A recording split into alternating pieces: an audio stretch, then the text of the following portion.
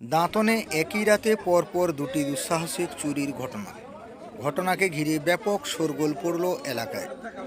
শুক্রবার রাতে পশ্চিম মেদিনীপুর জেলার দাঁতন থানার আঙ্গুয়া এলাকায় একটি সোনার দোকানে ও প্রাচীন একটি শীতলা মন্দিরে ঘটে দুঃসাহসিক চুরির ঘটনার তদন্তে নামে দাঁতন থানার পুলিশ।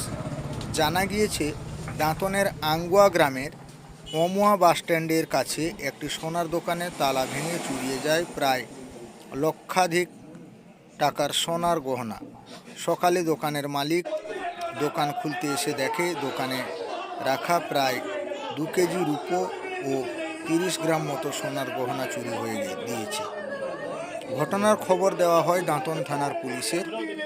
দাঁতন থানা পুলিশ ঘটনাস্থলে পৌঁছয়, ঘটনার তদন্ত শুরু করে।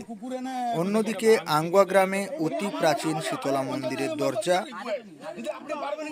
তালা ভেঙে শীতলা মায়ের মূর্তিতে থাকা সোনার গহনা, আসবাবপত্র সহ একাধিক জিনিস চুরি হয়ে যায়।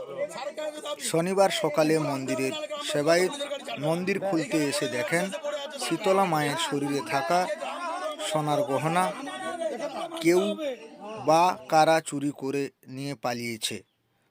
এরপর ঘটনার খবর জানাজানি হতে শোরগোল পড়ে এলাকায়। ঘটনাস্থলে ভিড় জমান এলাকার বাসিন্দারা। খবর পেয়ে ঘটনাস্থলে পৌঁছয় দাঁতন থানার পুলিশ। এলাকায় বিশেষ নজরদারি সহ পুরো ঘটনার তদন্ত শুরু করেছে দাঁতন থানার পুলিশ আধিকারিকরা। ঘটনাটা কি ঘটেছে? ঘটনা হচ্ছে, আমাদের এই শতাব্দী প্রাচীন শীতলা মন্দির গতকালকে রাত্রে দুষ্কৃতিকারীরা দরজা ভেঙে মার সমস্ত গয়না নিয়ে গেছেন। গয়না পরিমাণ প্রায় 20 লক্ষ টাকার বেশি, সোনা রূপা গয়না মেজে। আমাদের এটা দেশবাসীর আবেগের জায়গা। আমাদের আঙ্গুয়া গ্রামের ইনি হচ্ছেন গ্রাম দেবী। সেই হিসাবে আজকে গ্রামে এলাকায় অত্যন্ত জনগণ খুব উত্তেজিত।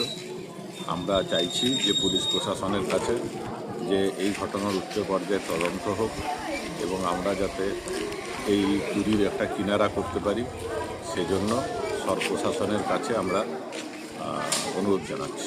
আপনার নাম? আমার নাম সৈকত দাস মহাপাত্র, আমি এই গ্রামের দেশ কমিটির সেক্রেটারি।